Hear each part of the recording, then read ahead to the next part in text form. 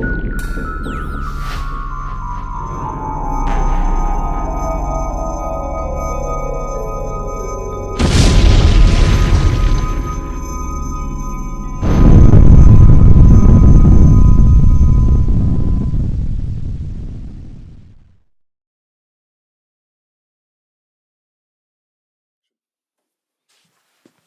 households, both alike in tyranny.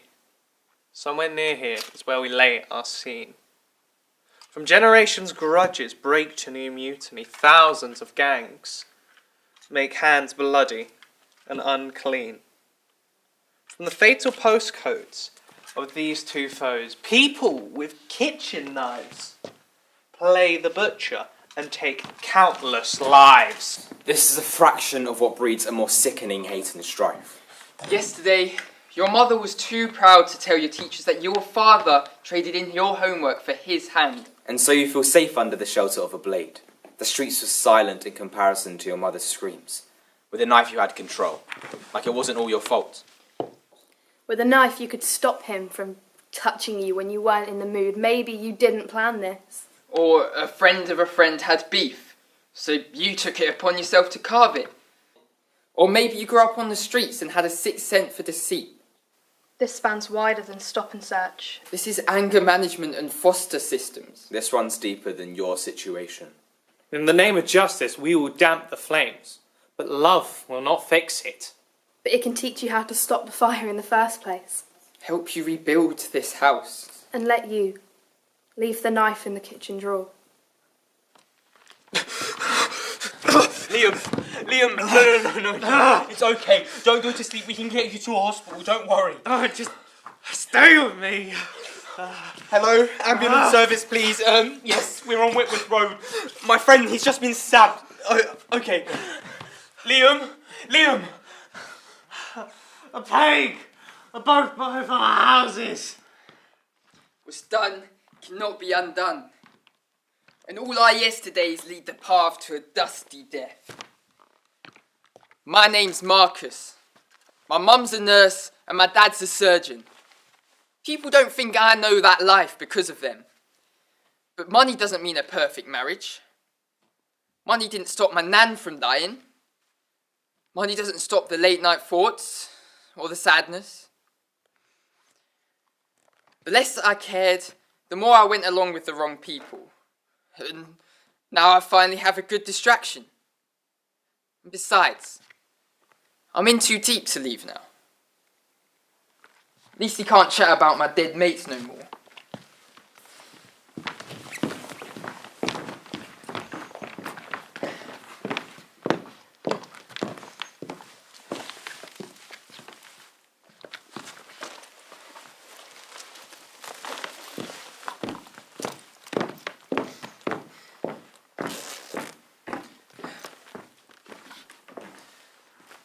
Yes, he will remain unnamed, but I can confirm he is 14 years of age, has been charged with aggravated assault, possession of a weapon, and murder.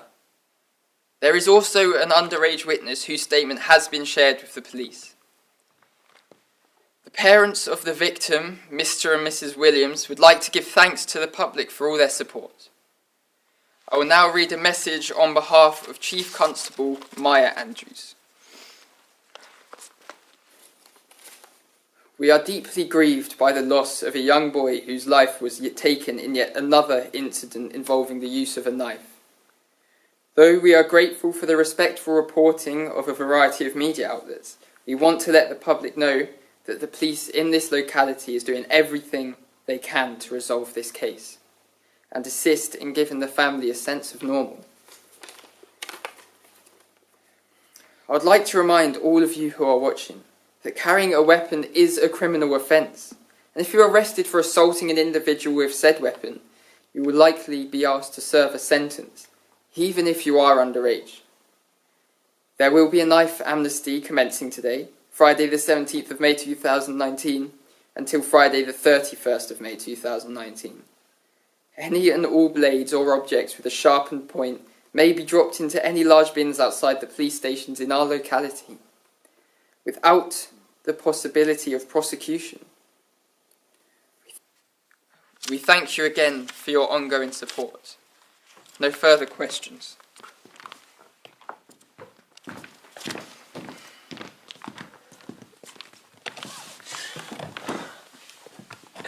Was the hope drunk?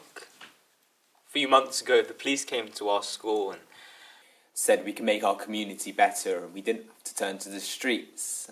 I wasn't really listening, but Liam, he grabbed me on the arm on the way out and said something like, Nathan, let's train. Let's take up some boxing lessons. Who knows, maybe we'll become fit police officers or something like that. I don't know. Maybe get out of here when we're finished with school. So we did. We trained up for a few weeks, kept us out of trouble. Yeah, pulled up our grades a bit, and even started helping out at home. but then he just stopped showing up to school. I didn't care anymore. His parents said he was coming home at weird times because of his job, Technically, there wasn't lying. but he was hanging around some dodgy people. Yesterday, I saw him on the street and asked if I could walk with him, and then Yeah, Yeah. I'll still train them. Become an officer. For him.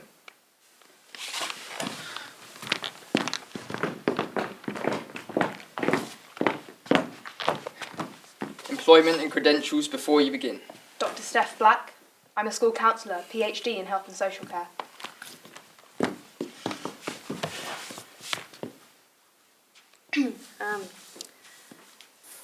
For a brief time, I tried to support Liam with after-school conversations. I told him, my door is always open. I wanted to tell her. I think he wanted to tell me. He just struggled to... Find the right words. But one day he came into my office, shut the door, sat down, looked me dead in the eye, and he said, This school is crap. It's below your pay grade. Why'd you work here anyways? It's because I grew up here, and I can make a difference. Then I explained. When I was 18, I was a straight A student. I got home before it was dark. I took care of my younger siblings. I was in a relationship with a handsome man who abused me. He was 25. Was caught up with a group of dealers. Eventually I started spending nights at his, and whenever we'd hang out with his mates, he'd push me to do things that made me feel really uncomfortable. I was caught alone a few times with him. Let's just say he didn't understand the word no. So why didn't you break it off with him? I was young. I thought I'd know how to handle myself if things got out of hand. So I started carrying a knife, just to feel safe. And one day he just suddenly disappeared, and finally I told my foster mum. And then she got mad. She went ballistic. She was just upset that she didn't know sooner. And then I kept my head down, carried on studying. Eventually I got my PhD, bounced around for a while, different schools. And then you came back here. Because some things are just too heavy to carry on your own. If I can help with the load or at least stop someone from carrying, then I want to. Okay. Start from the beginning then. He told me everything. About how he was struggling at home, he was being bullied at school, and as he spoke it was like he grew dimensions, shade and colour. But then he said something that really gave me the chills. This birth, it feels like a sentence. My home, this school, it's like whatever I do, it doesn't even matter. And in the end, the streets will win. Or I'll get cut down and die in poverty. And it's not if, it's when. I know I shouldn't say, but I wanted to adopt him right then and there. He was just so full of promise. Anyway, after that, spoke to him about the government family support schemes. I told him about the food banks as well. I even said that I'd speak to his parents for him. He just said that they'd feel too embarrassed. A few days after that, one of his friends came into the office and asked for some pamphlets on the local support schemes. Nathan. Neither of them came back after that.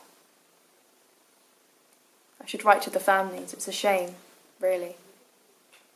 Tomorrow, and tomorrow as it were. I heard they're releasing a public statement soon.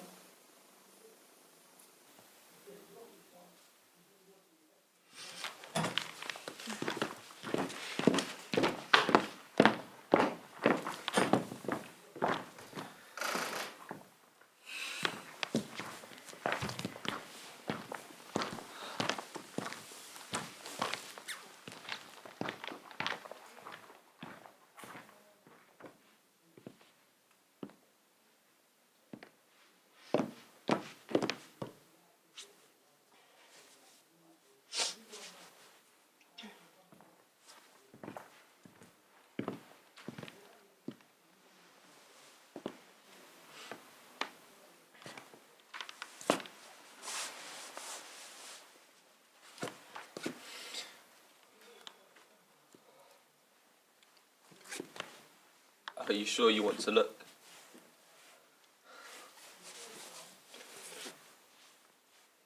He's my son. I know, but... I know.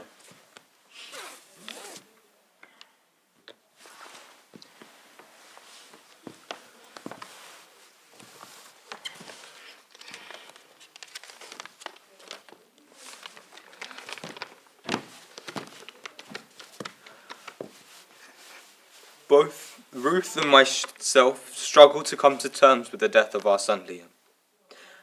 And yet, we are still grateful for the outpouring love from family, friends, teachers and students alike.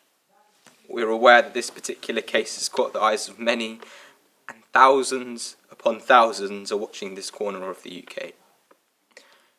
Even though the media are sharing sensationalist headlines about the conduct of our son, we want you to know that Liam was a very special boy. He was a loving son to us and a loving friend to many. We hope that he will be remembered for the community and charity work he was involved in with the Strong Heart Boxing Club. My little boy, may you rest peacefully. We love you so much. From Mum and Dad.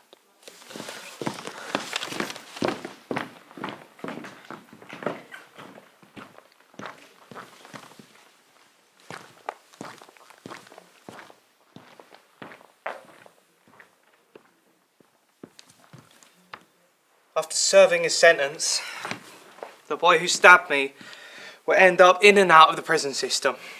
Like many others, he'll struggle to find a life for himself. He won't be able to work with children and have to state all of his sentences to his future employers. After years of pointless sacrifice and struggling in a maximum security prison, he will take his life.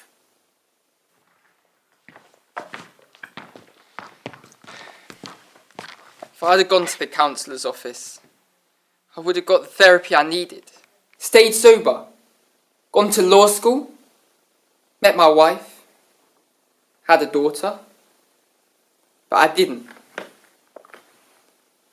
Now, of course, Marcus's and Liam's stories are both works of fiction. But the reasons aren't.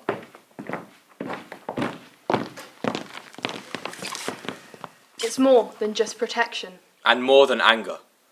It's poverty-stricken families. It's a partner who doesn't care about your safety or boundaries. It's mental health. It's dabbling in the streets you don't belong in. It's a lack of options. Maybe you need someone to talk to. Why don't you ask a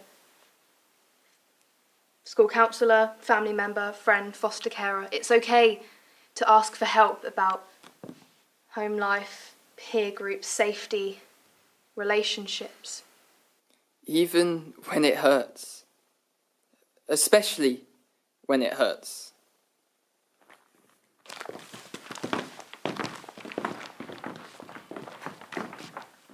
Men are masters of their fate.